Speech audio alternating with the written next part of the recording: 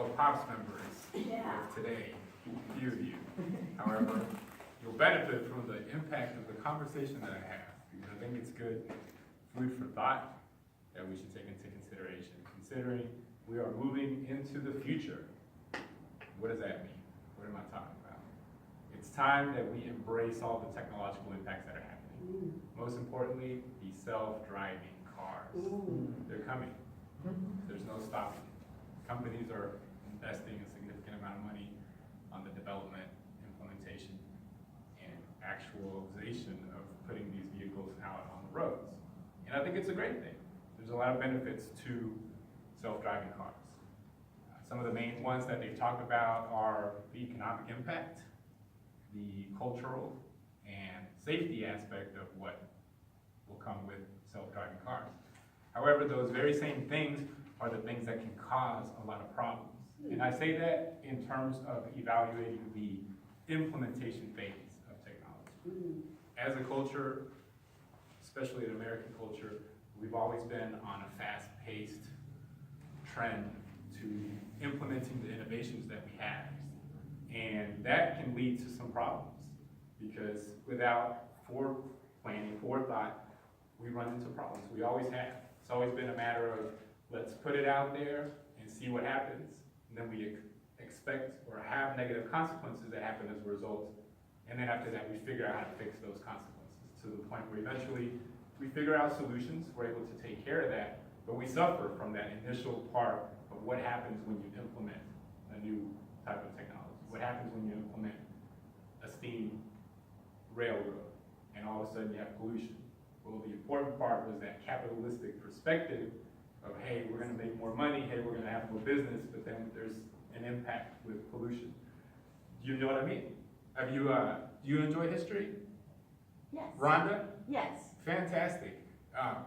What's another example of something that you can think of where we've been impacted culturally or from a negative standpoint based on something that we invented? Definitely something like Amazon, because now all of these retail stores have suffered.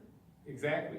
So as an example, one of the aspects of capitalism is that it's whoever does the best is going to gain the most, and that may impact other businesses. So there may be a lot of other smaller businesses that get impacted because this gigantic conglomerate was able to overcome and make it so much more difficult for smaller businesses to be able to survive in that environment. So that's a perfect example of what I mean by the way that things are impacted in this culture. So let's talk about those specifically. So from an economic standpoint, from a cultural standpoint, and then from a safety standpoint. From an economic standpoint, initially, if you put self-driving cars out there, there's a lot of people that are involved in the car business that are going to get affected.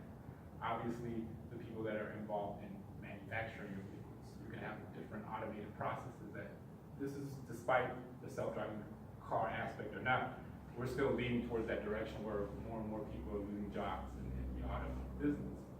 When you have self-driving cars, that's going to be even more that way because they're going to be specifically designed cars. You're going to lose a lot of the individualistic aspect of building independent car builders, custom-made vehicles. It's going to be more towards an automated process.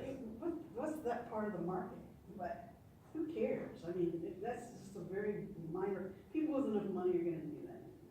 And that's true. That's true. That may not have as huge of an impact on there. But you have to also consider that when you have self-driving cars, you're also going to lose out on all of the individuals that drive vehicles. So taxi drivers, and that's all switched to Uber, which a lot of people have used Uber now as a way of getting financial backing, whether they already have a job or don't have a job. Uber's really been a good way for people to maintain somewhat of a steady income, whereas before a lot of those people didn't even have job opportunities. So it's really been a helpful tool, which may be taken away now. Uber might be this small phase in history that we think about. Remember those 10 Uber years that happened way back in the 20th century? Because if the self-driving cars take over that position, then you're going to lose out on all of these other jobs.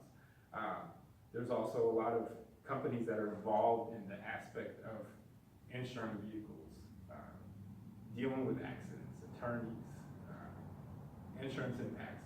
All of these different things are going to be impacted because you're going to lose out on a lot of money that happens as a result of these involvements with accidents and so forth, which kind of takes us into the safety part. But I'll talk about safety in a little bit. The other part that I wanted to talk about was how are you doing? I'm doing good. Oh, fantastic. I love how you're focused. I'm so happy that you're interested in this topic. Thank It's you. amazing. Have you ever considered what it would be like to drive a self-driving car? No, I think about the Jetsons when you were talking. Right? Exactly. No, and that's a great point, because talking about the Jetsons, that's another part that I wanted to talk about, is that cultural piece. So when you think about the Jetsons, these are all the things that, as an American culture, we've been involved in creating these ideas. But the car has always been something that's been a part of the American culture. We can take a check out. Looking back at American Graffiti, looking at all these Fast and the Furious series of movies, having a car is something that a lot of Americans were born and raised into, that they value. A lot of kids here grew up with their fathers working on the car, playing around in the garage, fixing their own car, going out onto the streets and racing those vehicles. So it's a significant part of American culture. So if you start taking that part away, that's something that's going to affect the U.S. from a cultural standpoint. And I would even go as far as to say that whenever we take away the opportunity for something, there's always been a rebellious aspect to how we behave. Right? So looking back at the Prohibition, take away alcohol, where you create all these mobs and underground opportunities for people to run crime because they still want that alcohol. You take drugs away, the same thing happens. You take different things that people are involved with, and all of a sudden you get people finding a way to make it happen anyway. So if you remove the opportunity for people to build their own cars and get out there on the streets and drive their own vehicles and show off their vehicle, they may end up doing it from an underground perspective, or going out there and causing more trouble than is necessary, because now all of a sudden you have this extremely regulated flow of vehicles, but people that still want to drive and have fun and enjoy the aspect of driving a vehicle. As somebody who's got friends that drive crotch rocket motorcycles that go 160 miles an hour through these freeways, I know that if I told them you can't do it, that's exactly what they would want to do. Because that's the joy that they get, it's the thrill of breaking the law, so to speak, or doing something that puts them at risk. And so you run that risk. And the last part, and probably the most important part, is the safety aspect.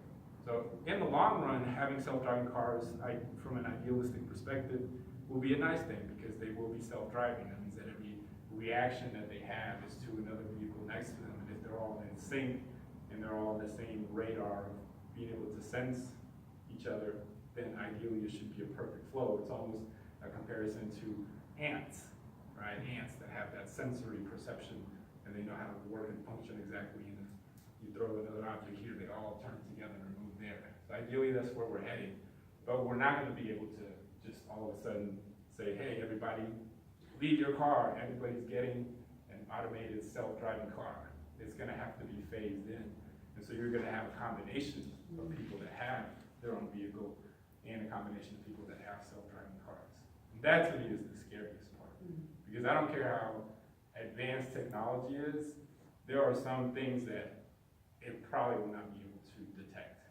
At least not until artificial intelligence is way further down the line, would be my guess. Because there's some aspects of human behavior that you just can't guess. The child running into the street because of the ball.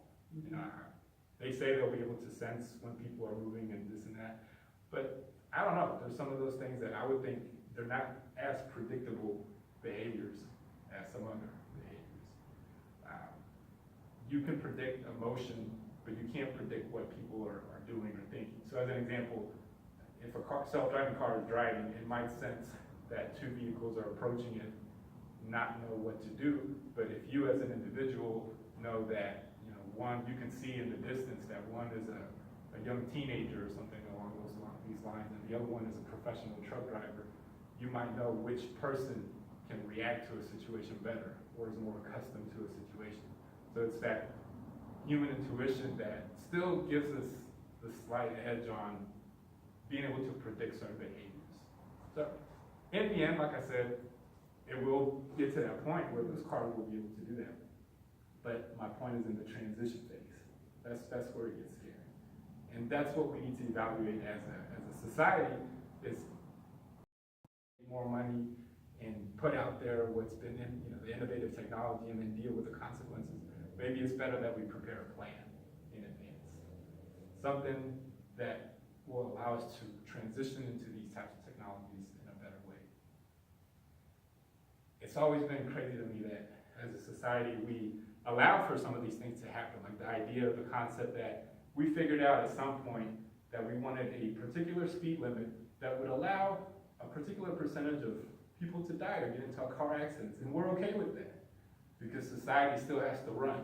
So we say, yeah, you can go 70 miles on the freeway because that's how fast we're willing to drive so that we can still function as a society, get to where we need to get to, knowing that it might be a 10% death rate and accident rate.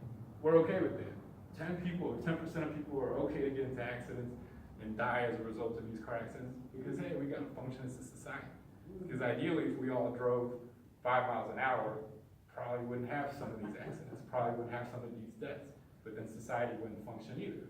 We wouldn't be able to work. So at some point, as crazy as it is, we have to allow for that measure of where we determine we're willing to sacrifice these amount of people for the sake of society function, which is crazy, but we do that. We're all part of that. We're all part of agreeing that that's how we live. So my point is, let's take these things into consideration, evaluate what we can do to be able to implement these aspects of self-driving and technology so that we can do it in an intelligent way, so that we can allow for us to be able to be integrated and allow for our economic flow to be steady, rather than having this significant impacts that can affect people in a negative way. Allow for the cultural aspect to continue. So maybe have certain areas where there's self-automated driving cars, and then other areas where people can still drive on their own, or they can have a choice. Or things such as the Autobahn in Europe, where maybe there's a particular set of roads where if you want to go out there and drive as fast as you want, it's at your own risk, but you have the choice. So that way you can still allow for people to enjoy the pleasure of working on their own car, driving their own car. And then, of course, from a safety standpoint, let's make sure that the technology is in place and has been thoroughly tested and has been tried somewhere. Maybe set up a scenario somewhere where I know there are not fake, the word isn't fake, there are demo cities that are being created to test the different types of energy consumption. I think some of those are out in the desert areas, the Area 51s and whatnot of the US, but where you can do simulations. Why not? If you can manage a plan that way where you can do simulations on some of these self-driving cars, maybe we can determine what the technology is, how to implement it correctly, and know exactly when it's time, so that we're not doing it just because we're trying to make money and putting it out there as fast as we can, but we're being smart about it so that we can still enjoy it, yet at the same time benefit from the thoroughly planned out implementation. Does anybody have any questions? How long is it gonna take to getting to that point that the self-driving cars are gonna be around?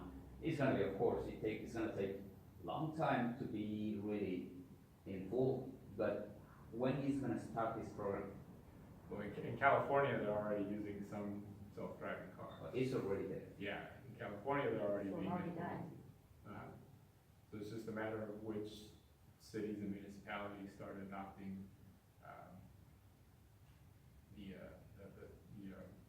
the business part of it.